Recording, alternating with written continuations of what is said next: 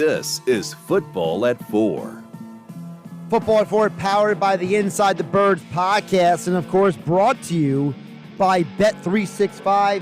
Whatever the sport, whatever the moment, it's never ordinary at Bet365. Of course, they bring you Football at 4, powered by the Inside the Birds podcast. And of course, the Inside the Birds podcast, InsideTheBirds.com, is run by this man, Jeff Mosher, joining us for a second straight day here on 97.3 ESPN. Jeff, welcome back in 2 days in a row. How you feeling? I'm feeling good. How are you feeling, Josh? I'm doing pretty good. Well, you don't usually do the back-to-back, so I'm just checking on you. So. Yeah, I don't. I think I can handle it. I'm a pro. I've done this before, so I think we're going to be all right. But if I have any slip-up, I'm sure you'll help me along the way and let me know. Yeah, I'll give you some guidance. Maybe let the dog out for her to go to the bathroom or something while you're at it. So. It's part of the show. Oh, it's part of the show? Okay. My bad. Jeff, here's where I want to start with you, because one of the things you and Adam talked about on the pod on Monday and Friday was about the coaches. And, for a lot of Eagle fans, this whole process has really drug out. I think a lot of people are not used to the new schedule for coaching and interviews and hires in the system. And seeing the way these coaches have slowly matriculated in, big picture, what is your take? And we just lost Jeff Mosher on the phone line. We're just going to get him asking the question. The question, jerk. Anybody? Well, hopefully Jeff will realize his phone connection dropped and he'll join us back. There we go. All right. We got Jeff back in here on 97.3. Do I got you now, Jeff? Do you hear me now? Sorry about that. I can hear you. Sorry about that. Technology is not the easiest thing to deal with sometimes. You know that. Oh, I know. Technology is not always my friend. Me and technology have a love-hate relationship. But what I was going to ask you before technology decided to cut us off was, Jeff, what is your big picture takeaway about how this whole Eagles refurbishing of the coaching staff has gone? Josh, experience at a variety of levels, not just offensive and defensive coordinator, where you have Vic Fangio, who's been a long time defensive coordinator and head coach in this league, but you've got his staff, right? I mean, they're bringing in the DB's coach, Christian Parker, who has led a room. He has been a defensive backs coach before. This will not be his first rodeo there. Clint Hurt, the defensive line coach, same thing. He's been a defensive line coach for a long time. He's been a defensive coordinator, so that's a lot of great experience there. Kellen Moore has been a coordinator for 5 years now, has had 2 number 1 offenses. So experience, proven resume. I think, it's difficult for coaches to replace coaches who are lost. And last year, Eagles had a tough time losing Gannon after the Super Bowl, losing Nick Rallis. Then they made the decision to go with Sean Desai, and that cost them Denard Wilson. So they lost a lot of really good coaches. Shane Steichen, of course, lost there. And then with Brian Johnson getting promoted to offensive coordinator, they promoted Alex Tanney to quarterbacks coach, but he had never led a room as well. So when you look at this coaching staff, which is still rounding into form, and there might be some more changes, we'll have to see the totality of it all when it's done. But you can see that there's far more experience, veteran savvy on this coaching staff so far than there was last year. That should make a difference if, when you look at the Super Bowl, right, Josh, and look at the 49ers. They lost D'Amico Ryans, and they went out and got Steve Wilks to be their defensive coordinator. Steve Wilks had been a head coach. He's been a defensive coordinator, a successful one for quite a while. You look at Andy Reid. When this thing really started for Andy Reid, when they became Super Bowl champions, he knew he needed to get better in the coaching staff, and he went with Steve Spagnuolo, who's done an excellent job after a couple of years of having Bob Sutton in a 3-4 defense out there that just wasn't working. So you look at those two teams and you look about the importance it is to get guys on your staff that if you're not familiar with them, you're familiar with their work and you know that their work has succeeded elsewhere.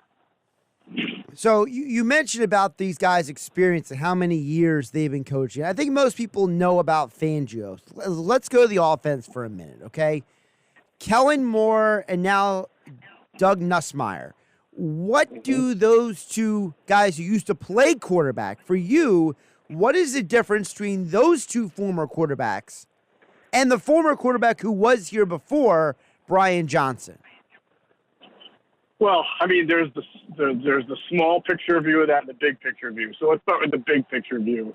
The difference is Kellen Moore and, by extension, Doug Nussmeier are going to run the offense that they've been running in Dallas and LA, and they're going to implement that here, and it's their offense.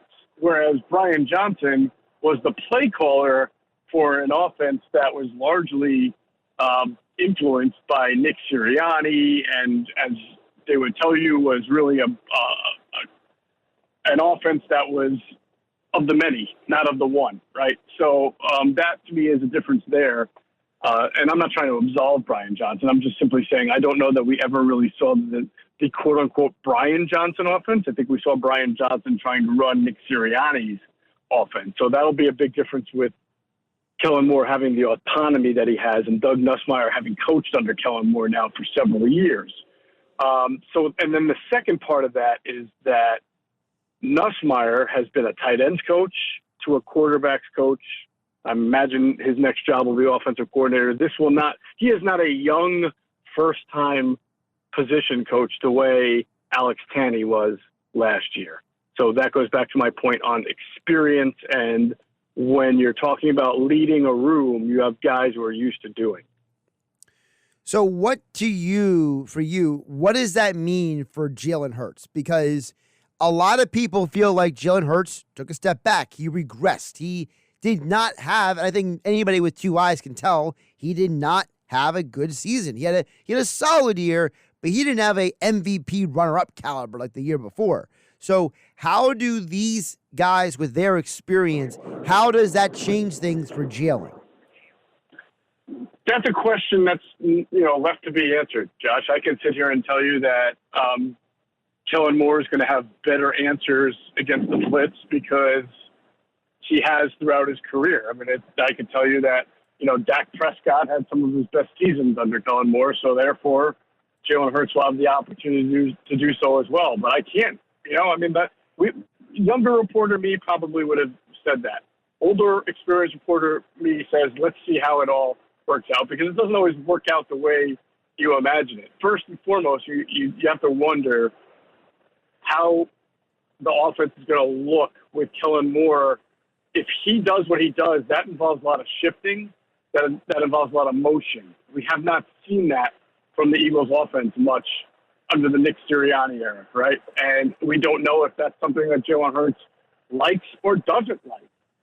So that is something, and we don't know if it's something he's comfortable with or not comfortable with. Kellen Moore's offense has a lot of under center. Eagles are not under center very often. They started to do it last year when things were starting to go a little bit south because they wanted to try to be less predictable. Okay. So we've seen them do it, but can it be something that is incorporated into the offense more, and it isn't going to be something that Jalen Hurts is familiar with? So we have an analytics reporter named Sam Finkel who did a really good job today on InsideTheBirds.com of breaking down Kellen Moore's offensive tendencies, philosophies from a data standpoint and what the data shows about Moore's offenses compared to the league average, what their pass run ratio is compared to the league average, and also what its success against the blitz is compared to the league average, and also compared to the Eagles over the last few years. So you can look at those numbers and say, okay, well then they're going to do this, but you can't do that because you just don't know how everybody's going to react and acclimate to the offensive concepts. Talking with Jeff Mosher, Eagles insider from the Inside the Birds podcast, InsideTheBirds.com, at Jeff P. Mosher on the Twitter X platform, here on Tuesday edition of Football at 4 on 97.3 ESPN. Josh Eddick filling in for Mike Gill on a Tuesday afternoon. Jeff, with that being said, could it be also said that you mentioned about Jalen and the motion, right? What is Jalen comfortable with? Could it also be said that Jalen is a professional quarterback, and he should be able to adjust to some of these things that are going to be asked of him. 100%. Now, theoretically, we could say he should be able to. Doesn't always happen. We could go back to Andre Dillard and say, hey, you're a professional. You should be able to play right tackle even though you've played left tackle all your life. But when Andre Dillard says, well, that's kind of like, writing with your left hand if you're a right-hander, and we remember how uncomfortable he looked for a while they were playing right tackle, it becomes an easier said than done thing. You can't force someone to be comfortable with something that they're not comfortable with, but you can certainly expect that this will be something that gets repped and practiced all throughout OTAs, throughout summer training camp, and everything. And the coaches are going to see, does Jalen take to this well? Does Jalen take to that well? Can we go under center more? Can we run more motion? Some quarterbacks, Trey Thomas has talked about this a lot with us, Josh, and this may give you an example of how things can be easier said than done. But Trey Thomas's experience with quarterbacks is there are some that just get a little bit itchy when they see color crossing their face. So think about blitz pickup, right? If your quarterback has a running back to his left in the shotgun, running back standing to the left, and the running back has to cross the quarterback's eyes to pick up a extra rusher from the right side, that can make a quarterback, instead of staying patient in the pocket, sort of bail because automatically he sees color crossing in space. All right, so that's an unintended consequence of something that is schematically good and schematically sound. So it's easy. That's why I said sort of easy to say, hey, motion can be great and it can give you all sorts of tells and it can confuse the defense. But all of a sudden, if it's mentally tough or it gives your quarterback mental gymnastics, then that's not a good thing, right? So it all remains to be seen.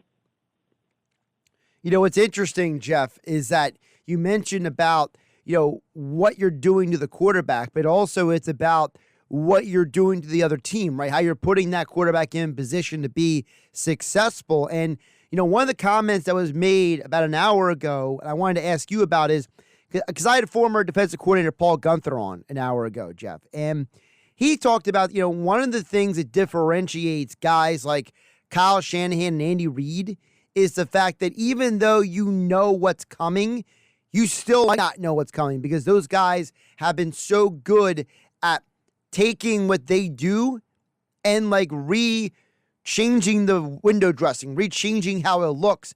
So they're still running the similar offenses, but they're adjusting to how they display it. So how does something like that impact a team like the Eagles, where now you have people like Kellen Moore who have more experience than Brian Johnson at saying, hey, this is what we run, but we're going to make it look different, Jalen?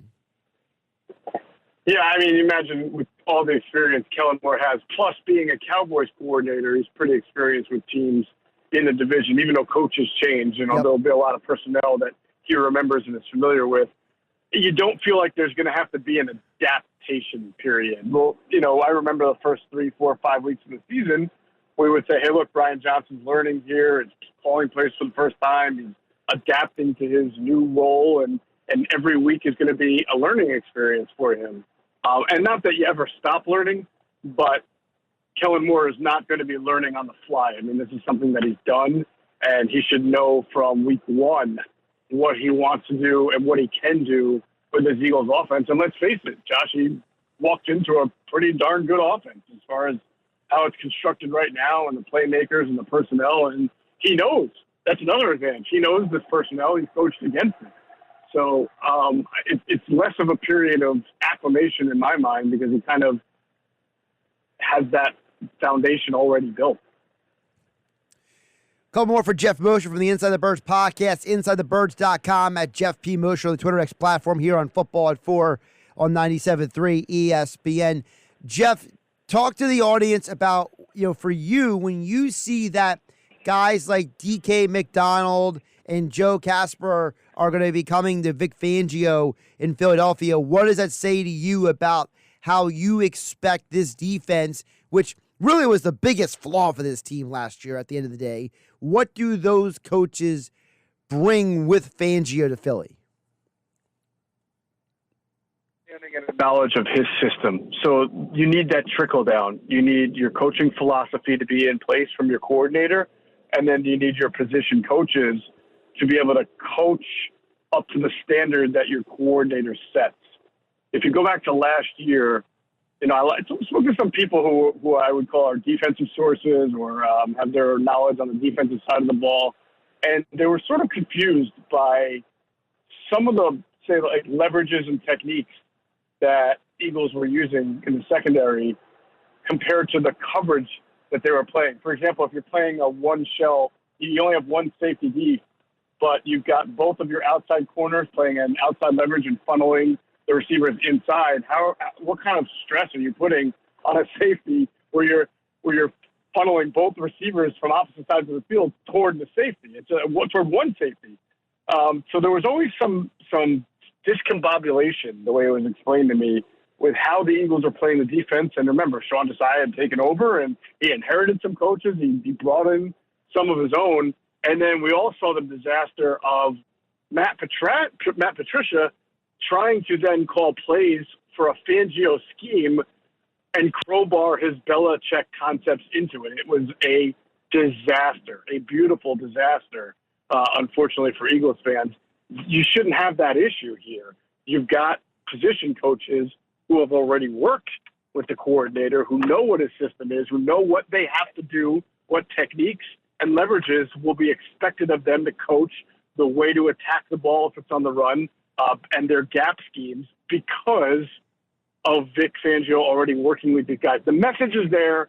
They'll have all of training camp, all of OTAs, to have that message trickle down and then coach to the players. You don't have to worry about an identity crisis in my mind, because you have uniformity and solidarity among that staff. So with that uniformity, that solidarity, that coaching, Jeff, who on the Eagles defense do you think is going to benefit from that consistent message?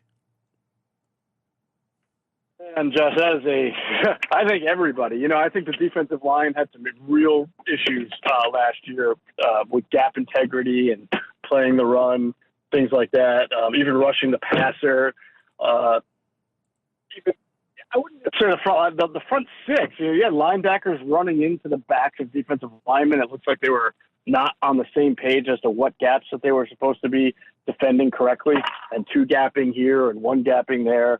So I think that's going to should be rectified with Clint Hurt, and I guess whoever comes in and coaches the linebackers, will see what they do there. But and then of course on the back end, I mean, you and I both know this, Josh. It's going to be personnel related. These coaches aren't miracle workers. They're not just going to come in and produce a top 5 defense if you gave them the same personnel as last year. But if you give them players who are familiar with the scheme, or players who are good enough players that from the first day of camp till the first day of the season, first day of OTAs till the first day of season, understand what the message is and can carry it out, then you'll have a team that's playing much more together than last year's team. Jeff, before I let you go, with that being said about personnel, obviously one of the things you and Adam talked about on Monday's pod was about the different guys who are going to be free agents. Is there a guy, and there's a lot of free agents for the Eagles right now, but is there a guy that, if Howie Roseman called Jeff Mosher right now and said, Jeff, if I got to prioritize one of these guys to bring back, who is it? We did feel that on the offensive side that DeAndre Swift, we would like to see what he can do in Kellen Moore's offense. You saw what Tony Pollard was able to do a couple of years ago as far as running the ball and catching the ball. Austin Ekeler was hurt this past year, but he, was able to get the ball when he was healthy. I think that Kellen Moore's influence on this offense we could see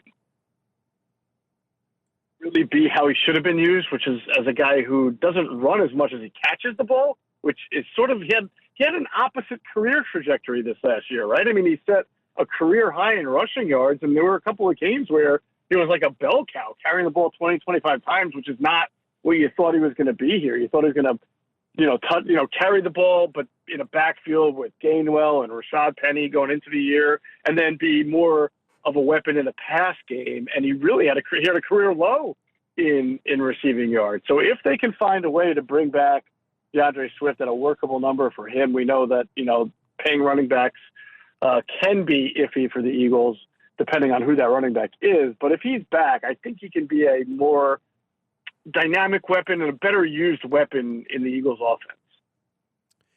He's Jeff Mosher. Follow him on the Twitter X platform at Jeff P. Mosher.